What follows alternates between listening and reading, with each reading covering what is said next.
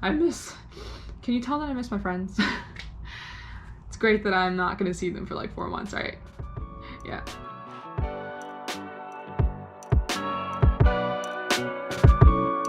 Hey guys, Lillian here, and welcome to my YouTube channel. So we're gonna take a little break from those hiking videos, and I'm gonna do a little story time, a little life update of my life. So you guys actually don't know what my room looks like, but I'm in a quarantine hotel right now in Taiwan. And you probably already know from the title of this video that I moved to Taiwan. And basically I'm gonna be explaining why and how I came to that decision. Just an FYI, the energy in my voice is probably gonna go like up and down because I'm very jet lagged and there's only good lighting in this room in the daytime. So like, yeah. Okay, back to the video. Okay, so for all of this to make sense, we kind of gotta start from the beginning. So I'm gonna tell you about how my past 5 months of quarantine was like. Just a little side note, in case you don't know, I'm a rising senior studying fashion design at Parsons School of Design in New York City. Fashion is a very hands-on industry. We're constantly in the studio making, we're sharing the same sewing machines, we're probably on top of each other on the tables because there's not enough space during final season. We're sleeping on the tables because we're sleeping at school overnight because of final season. Basically, not the most sanitary environment during a pandemic.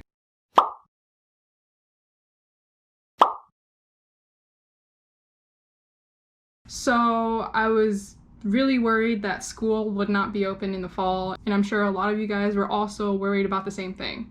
I was thinking, oh, maybe should I take a gap year? Study for the MBA? Yeah, I don't know, but yeah, side note, I wanted to go to business school before I decided to do fashion. Still might go, who knows? Another small thing is I absolutely hate digital things, which is funny because I'm a YouTuber now, but that's because quarantine changes you. But anyways, yeah, I'm a very hands-on type of person. I love drawing, painting, I like making clothes with my hands, I like eating with my hands, I like handwritten notes, I like weaving, which is very, very time consuming. I like baking, I like eating, I already said that. But also, just like on Zoom meetings, no one participates.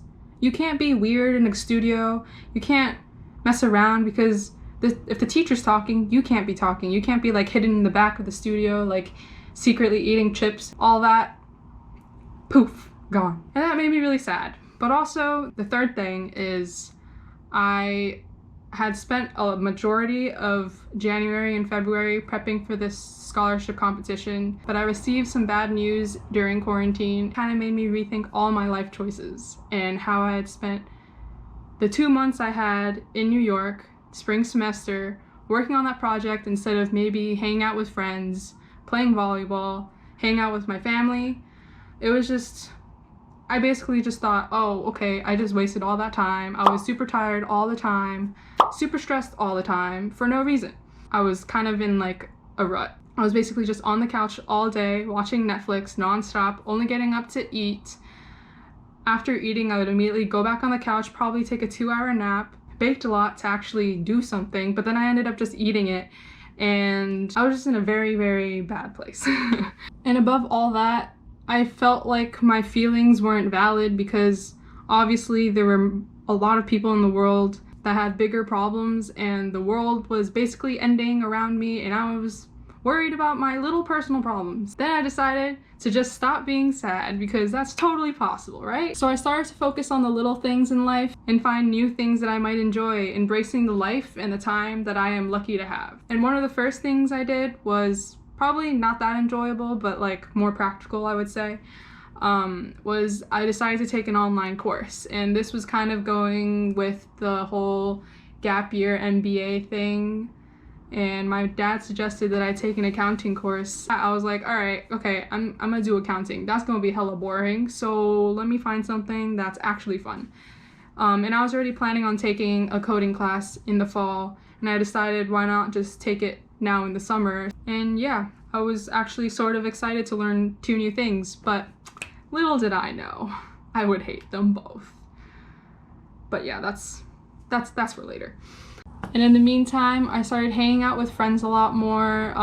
We had like these little trunk hangouts where we would make a little triangle with our cars, and then we would sit in our trunks and have a little cute picnic. And my parents and I started working out and eventually climbing mountains. And this all started because my dad started watching these vloggers in Taiwan who like climb mountains, and they vlogged this trip to a mountain called Matcha Mountain. And he was like, oh my God, I want to climb this. I don't know if he actually said that, but he watched like 5 videos, like 30-minute long videos, 5 of them, about this mountain. And you want to say you don't want to climb it? So my mom and I obviously took this opportunity and we're like, hey, why don't you work out with us? Why don't we go and climb mountains so we can prepare for Matcha Mountain? And obviously at that point, we were stuck in New Jersey. There was no way we were in the near future going to Taiwan. Little did he know, we're in Taiwan and we're actually planning on climbing that mountain next week. Good luck, Dad. But anyways, I actually started feeling motivated to create again. I created a reversible bow tie for my boyfriend's dog. I made 2 hand-woven matching masks for my brother and his girlfriend, and I started a YouTube channel.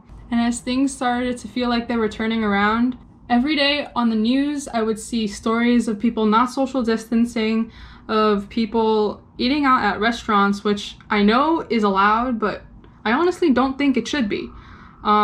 People just being really irresponsible. And even if I didn't see it in the news that day, my parents would remind me how stupid Americans are and kids my age. And I'm like, cool, thanks. Thanks for constantly complaining about American kids my age when I am stuck at home and not doing any of those things. Why do you keep complaining to me? I don't get it. I'm gonna just list out a few things that I really missed before quarantine. I miss playing volleyball. I miss summers at the pools and the beaches. I miss going on dates where we don't have to socially distance or wear a mask.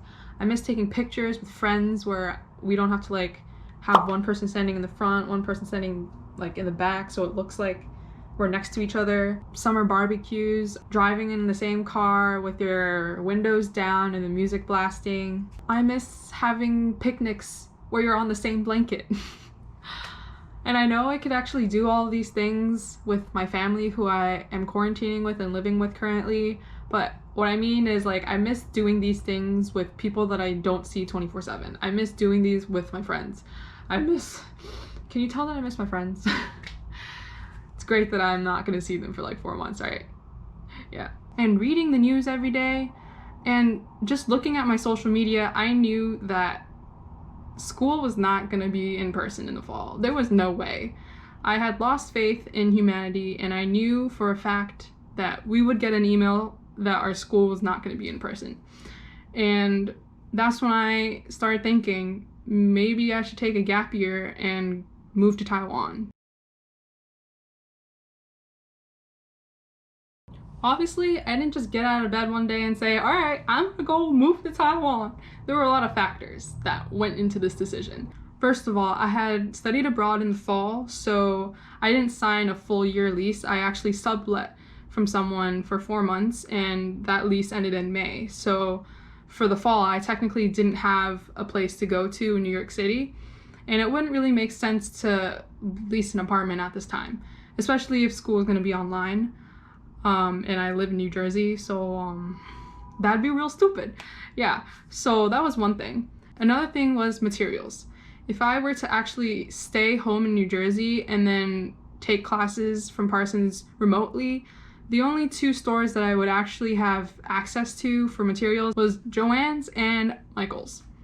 And maybe like online stores that would take weeks to come. So yeah, I decided I was taking a gap year and moving to Taiwan.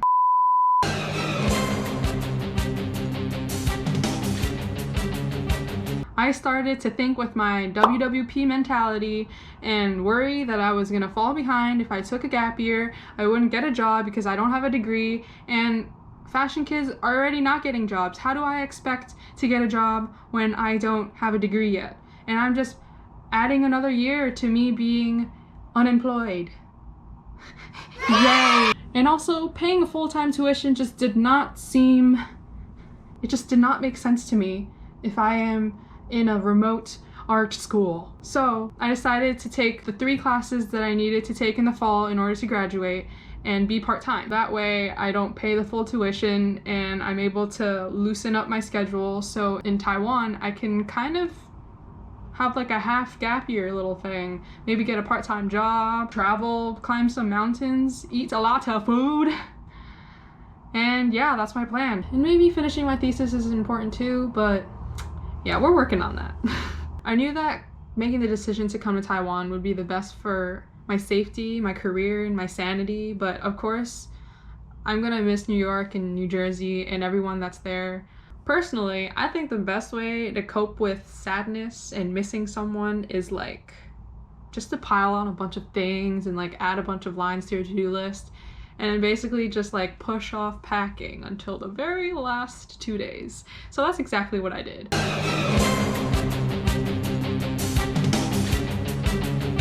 I've basically vlogged the whole week of me packing, actually basically the 2 days of me packing, but my week of craziness leading up to me coming to Taiwan.